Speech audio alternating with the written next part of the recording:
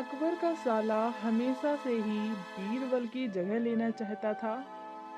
अकबर जानते थे कि बीरबल की जगह ले सके ऐसा बुद्धिमान इस संसार में कोई नहीं है। फिर भी जोरू के भाई को वह सीधी नाल नहीं बोल सकते थे। ऐसा करके वह अपनी लाडली बेगम की बेरुखी मोल नहीं लेना चाहते थे। इसीलिए उन्होंने अपने साले साहब को एक कोयले से भरी बोरी दे दी और कहा कि जाओ और इसे हमारे राज्य के सबसे मक्कार और लालची सेठ यानी कि सेठ दमड़ी लाल को बेच कर दिखाओ। अगर तुम यह काम कर गए तो तुम्हें बीरबल की जगह वजीर बना दूंगा। अकबर की इस अजीब शर्त को सुनकर साला अचंभे में पड़ गया। वह कोयले की बोरी लेकर चला तो गया, पर उसे पता था कि वह सेठ किसी की बातों में नहीं आने वाला। ऊपर से वह उल्टा उसे ही चूना लगा देगा। हुआ भी यही। सेठ दमड़ी लाल ने कोयले की बोरी के बदले एक ढेला भी देने से इनकार कर दिया। साला अपना सा मुंह लेकर महल वापस लौट आया और अपनी हार स्वीकार कर ली। अब अकबर ने वही काम बीरबल को करने को कहा। बीरबल कुछ सोचे और फिर बोले कि सेठ दमड़ी लाल जैसे मक्कार और लालची सेठ को यह कोयले की बोरी, क्या मैं सिर्फ कोयले का एक टुकड़ा ही 10,000 रुपए में बेच पाऊंगा? यह बोलकर वह तुरंत वहां से रवाना हो गए। सबसे पहले उसने एक दर्जी के पास जाकर एक मखमली कुर्ता सिलवाया, हीरे मोती वाली मालाएं गले में डाली, महंगी जूती पहनी और कोयले को बारीक सुरमे जैसा पिसवा दिया। फिर उसने पिसे कोयले को एक सुरमे की छोटी चमकदार डिब्बी में भर लिया।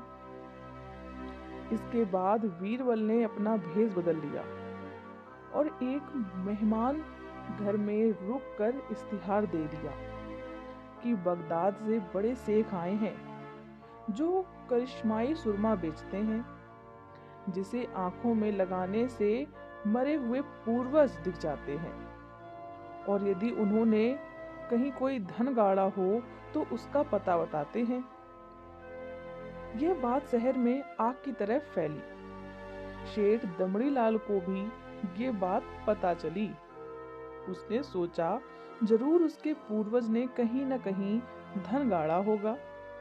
उसने तुरंत शेख बने बीरबल से संपर्क किया और सुरमे की डिब्बी खरीदने की पेशकश की।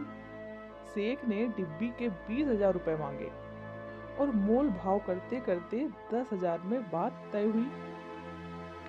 पर सेठ भी होशियार था। उसने कहा, मैं अभी तुरंत ये सुरमा लगाऊंगा और अगर मुझे मेरे पूर्वज नहीं दिखे तो मैं पैसे वापस ले लूंगा।